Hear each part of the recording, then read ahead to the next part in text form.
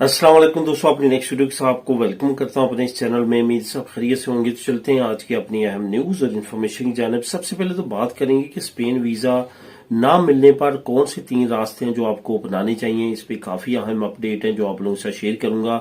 उसके बाद Spain nationality apply करने से कार्ड मिलने तक का प्रोसेस क्या है, इसका ओवरव्यू आपको दूंगा। काफी दोस्तों के कमेंट आते हैं, इस पे बात करेंगे। उसके बाद स्पेन में सरकारी घरों के लिए एक नया निजाम जो है वो मुतारफ करवाया गया है। काफी अच्छा निजाम है। इस खबर को लाजमी तौर पे आपने गौर से सुनना है और इसमें आपको काफी अहम इन्फॉर्मेशन भी प्रोवाइड करूंगा। उसके बाद ओवरसीज पाकिस्तानियों के लिए काम होना शुरू हो चुका है, इस पे बात करेंगे वीडियो के आखिर में। तो दोस्तों, वीडियो की डिटेल्स की तरफ जाने से पहले आपको बताता चलूं कि कौन कौन से लिंक आपको नीचे डिस्क्रिप्शन में मिलेंगे जिसको आप क्लिक करके खुद भी रीड कर सकेंगे। एक तो स्पेन में सरकारी घरों के लिए जो नया निजाम है, इसका लिंक नंबर 1। उसके बाद ओवरसीज पाकिस्तानियों के लिए जो नया काम शुरू किया गया, इसका लिंक नंबर 2। ये दोनों लिंक्स आपको नीचे डिस्क्रिप्शन में मिल जाएंगे जिनको आप क्लिक करके खुद भी रीड कर सकेंगे। इसके साथ साथ तमाम दोस्तों से गुजारिश है, लाजमी तौर पे चैनल को सब्सक्राइब करें ताकि मजीद ऐसी आने वाली वीडियोस आप तक बर वक्त पहुंच सकें। तो दोस्तों, बात करते हैं सबसे पहले कि स्पेन वीजा ना मिलने पर आपके पास कौन से 3 रास्ते हैं। अगर खुदा न खास्ता आपका वीजा जो है वो रिफ्यूज हो जाता है, रिजेक्ट नहीं होता। यहां पे मैंने कई मरतबा आपको पहले बताया कि रिफ्यूजल और रिजेक्शन में क्या फर्क है। रिफ्यूजल वो होता है कि जो आप दोबारा या तो अपील कर सकते हैं या फिर आप दोबारा जो है अपनी नई सिरे से फाइल तैयार करके सबमिट करवा सकते हैं। अब जो रिजेक्शन होती है उसमें आपके तरफ से कोई बड़ा ब्लंडर हुआ होता है कि फेक डॉक्यूमेंट लगाए होते हैं, जानबूझ के उनको प्रूफ मिल जाते हैं कि आपने जानबूझ के ये किया है, तो उसमें आपको रिजेक्शन हो सकती है। या फॉर एग्जांपल आपके बच्चे जो है आपके नहीं है, आपने किसी और के बच्चे अपने रिश्तेदार के डालने हैं, डीएनए जो है वो मैच करके नहीं किया और सारे ये मसले मसाइल, तो इसमें भी आपको रिजेक्शन का सामना हो सकता है। और काफी फैमिलीज को हुआ, उसके बाद आप जो है वो ताहयात वीजा अप्लाई नहीं कर सकते।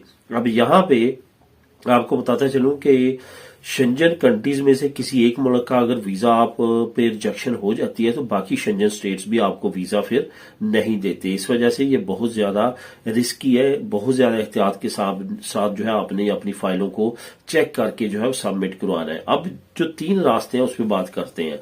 अगर खुदा न खास्ता आपका वीजा रिफ्यूज हो जाता है तो पहला रास्ता तो यह है कि आपके पास 1 महीने का टाइम होता है लीगली कि आप दोबारा एम्बेसी में जो है अपनी फाइल को अपील की सूरत में सबमिट करवा सकते हैं। दूसरा रास्ता होता है कि आपने मैड्रिड में हाई कोर्ट में जो है अपनी फाइल को सबमिट करवाना है अपील के साथ, और उसमें आपके पास 2 महीने का टाइम होता है। जब आपको रिफ्यूजल लेटर मिलता है उसके 2 महीने के अंदर अंदर आपने जो हाई कोर्ट है मैड्रिड में वहां पे अपनी फाइल को सबमिट करवाना होता है। और तीसरा हल है जो कि मैं आप लोगों के साथ एक वेबसाइट लेके आया हूं, वो है मुहतसब आला। यानी कि आपको किसी भी इदारे की तरफ से कोई शिकायत है, आपको कोई मसला मसाइल है, तो आप जो है वहां पे उस अदारे में अपनी एप्लीकेशन दे सकते हैं। अब मैं आप तमाम दोस्तों से एक और बात बहुत जरूरी कहना चाहूंगा कि आपने ये बहुत जरूरी है कि अगर आपको कोई मसले मसाइल हैं, जो मैं नीचे आपको वेबसाइट दे रहा हूं, पहले मैंने बोली है 2 वेबसाइट, अब मैं आपके साथ तीसरी वेबसाइट भी ऐड करता चलूं। मैंने सोचा कि आप लोगों को वो वेबसाइट भी लाजमी तौर पर देनी चाहिए जो कि मुहतसब आला की है। आपको किसी भी अदारे से, एम्बेसी से, किसी से भी कोई शिकायत है तो वहां पे आप उनको ईमेल कर सकते हैं। अगर आप इस मुहतसब आला को लगातार बहुत ज्यादा जो लोग हैं वो ईमेल करेंगे तो एम्बेसी पे प्रेशर बढ़ेगा, और एम्बेसी जो इस वक्त मसले मसाइल क्रिएट कर रही है पाकिस्तानियों के लिए वो नहीं करेगी। तो उसका लिंक भी मैं नीचे लिंक नंबर 2 दे दूंगा।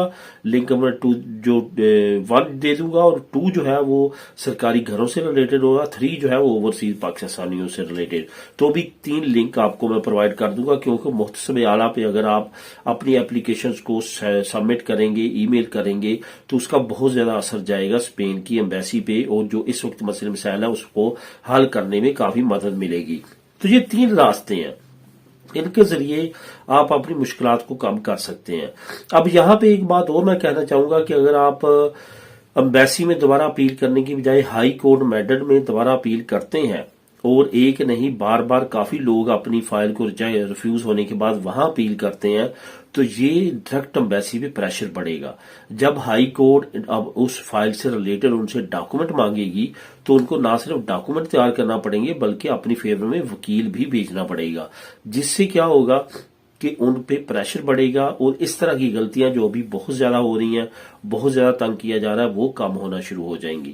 تو یہ چیزیں جس پہ آپ نے عمل کرنا ہے، جس سے آنے والے وقت میں اور آپ خود بھی جو ہے وہ آسانی تلاش کر سکتے ہیں ان پروسیس کو اپنا کے۔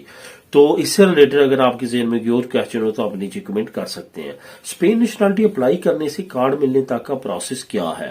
اصل میں اسپین نیشنلٹی جب آپ اپلائی کرتے ہیں تو آپ کو عموماً طور پہ میں نے بتایا ڈیفرنٹ ویڈیوز میں کہ 1 سال تک تو آپ نے اپنی فائل کے بارے میں جو ہے اس کو چیک اپ ضرور اس کا رکھنا ہے کہ اس کا سٹیٹس کیا چل رہا ہے، لیکن آپ نے کرنا کچھ نہیں ہے۔ جب 1 سال گزر جاتا ہے اور آپ دیکھ رہے ہیں کہ آپ کا سٹیٹس جو ہے پچھلے 2-3 مہینوں سے بالکل اس کو جو ہے وہ موو ہی نہیں کیا، نیکسٹ سٹیٹس پہ نہیں گیا، تو آپ نے کچھ نہیں کرنا سوائے اس کے کہ آپ نے اپیل کر دینی ہے۔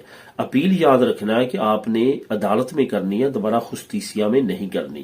بہت سارے وکیل جو ہے آپ سے فیس عدالت والی اپیل کے لیتے ہیں، لیکن وہ دوبارہ جو ہے آپ کی خصوصیہ میں سیم ڈپارٹمنٹ میں ایک ای میل یا ایک اپلیکیشن بھیج دیتے ہیں کہ اس بندے کی فائل فلاں فلاں ڈیٹ کو جمع ہوئی تھی، ابھی تک اس کا آنسر نہیں آیا۔ عموماً طور پہ اسی میں جو ہے ان کی 3-4-6 مہینوں میں نکل جاتی ہے، لیکن اگر آپ عدالت میں کریں گے تو وہ 2-3 مہینوں میں عموماً طور پہ اپیل جو ہے وہ پاس ہو جاتی ہے اور آپ کی نیشنلٹی پاس ہو جاتی ہے، اگر اس میں کوئی مسئلہ نہ ہو، آپ پہ کوئی مسئلہ نہ ہو، آپ کو کوئی لیٹر نہ ایشو کیا ہو، آپ پہ کوئی کیس نہ ہو تب، ورنہ وہ عدالت کو بتا دیتے ہیں کہ اس بندے پہ یہ مسئلہ ہے، جب تک وہ حل نہیں ہوگا وہ ہم اس کا کیس آگے فارورڈ نہیں کریں گے۔ تو جب آپ اپلائی کرتے ہیں اس کے بعد جب آپ کی نیشنلٹی پاس ہو جاتی ہے تو آپ نے ایک جو آپ کا سرٹیفکیٹ دیجیٹل ہے وہاں پہ ایک لیٹر بھیجتی ہے منسٹری دی جسٹیسیا ایک ای میل کی صورت میں، اور ایک لیٹر بھیجتی ہے جس کو آپ نے ڈاؤن لوڈ کرنا ہوتا ہے، پرنٹ نکالنا ہوتا ہے، اور آپ نے خرامتوں کروانی ہے، چاہے آپ نوتاریوں سے کروا لیں یا اپنی متعلقہ رجسٹر سول سے کروا لیں۔ اگر تو آپ نے ویٹ کرنا ہے لیٹر کا تو وہ بھی تقریباً 15 دن میں آپ کے گھر کے ایڈریس پہ پہنچ جاتا ہے، لیکن عموماً طور پہ وہ پرنٹ نکال کے بھی آپ خرامتوں کروا سکتے ہیں۔ خرامتوں ڈفرنٹ رجسٹر سول میں ڈفرنٹ ٹائم ہے، اگر نوتاریوں سے کرواتے ہیں وہ بھی رجسٹر سول میں جاتی ہے، اور اگر ڈائریکٹ رجسٹر سول جاتے ہیں تو اس کا بڑے شہروں میں سیتا ذرا لیٹ ملتا ہے، تو آپ دونوں صورتوں میں اپنی خرامتوں کروا سکتے ہیں۔ اس کے بعد 3 سے 4 مہینوں میں رجسٹر سول آپ کو برتھ سرٹیفکیٹ اسپین والا ایشو کر دیتی ہے، اس کو لے کے آپ نے سیتا کومیساریا نیشنل کا نکلوانا ہے اور وہاں پہ جا کے آپ نے فنگر دینے ہیں، اور سیم ڈے دنی اور پاسپورٹ آپ وہاں پہ ایشو کروا سکتے ہیں۔ یہ اوور ویو ہے اسپین کی نیشنلٹی لینے کا، اس پہ آپ عمل کریں گے، یہی تمام پروسیس کو آپ کو اپنانا ہوگا۔ اس پہ دوستوں بات کرتے ہیں آپ اسپین میں سرکاری گھروں کے لیے جو نیا نظام ہے وہ شروع کیا گیا، جس کو کاسا 47 کے نام سے ایک نیا نظام متعارف کروایا گیا، جس کا لنک نمبر 2 آپ کو نیچے مل جائے گا۔ اس نظام میں آپ کو 75 سال تک گھر کرائے پہ مل سکتا ہے، جو کہ انتہائی کم قیمت پہ ہوگا، آپ اس کو خرید بھی سکتے ہیں۔ اس میں کافی فیسلٹیز دی گئی ہیں ان لوگوں کے لیے جن کی انکم انتہائی کم ہے، ان کو پرائورٹی دی جائے گی۔ جو ترخیتہ نمروسہ رکھتے ہیں ان کو پرائورٹی دی جائے گی۔ خدا نخواستہ آپ کی فیملی کے کسی ممبر ڈسکپسیداد ہے، یعنی کہ معذور ہے، اپاہج ہے، اس فیملیز کو جو ہے وہ پرائورٹی دی جائے گی۔ تو یہ جو نظام ہے یہ نیشنل لیول کا اب حکومت نے لانچ کیا ہے۔ منسٹری دی ببندہ جو ہے اس کے انڈر یہ نظام کام کرے گا۔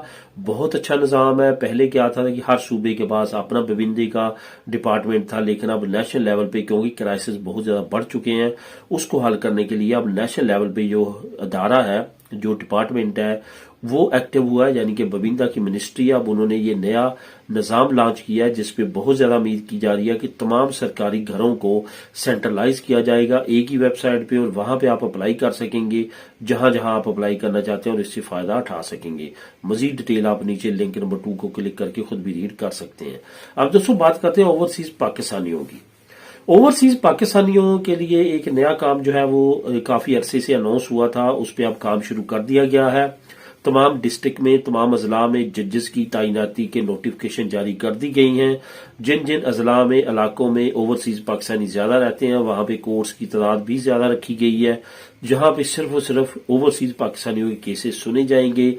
ان عدالتوں میں زیادہ تر جو کیسز ہیں وہ پراپرٹی پہ نجائز قابض جو ہو جاتے ہیں اوورسیز پاکستانیوں کی پراپرٹی پہ لوگ، ان کے سے ریلیٹڈ جو ہے وہ اہم کیسز کو زیادہ پرائورٹی کی بنیاد پہ سنا جائے گا اور اس پہ فیصلے کیے جائیں گے۔ یہ کافی اہم اپ ڈیٹ ہے जो अभी हुकूमत की तरफ से लॉन्च की गई है। इस पे मजीद डिटेल अगर आप जानना चाहते हैं तो नीचे लिंक नंबर 3 आपको मिल जाएगा, उसको क्लिक करके आप खुद भी रीड कर सकेंगे। तो मिलेंगे नेक्स्ट वीडियो में नई अपडेट्स के साथ। दुआओं में याद रखिएगा। अल्लाह हाफिज।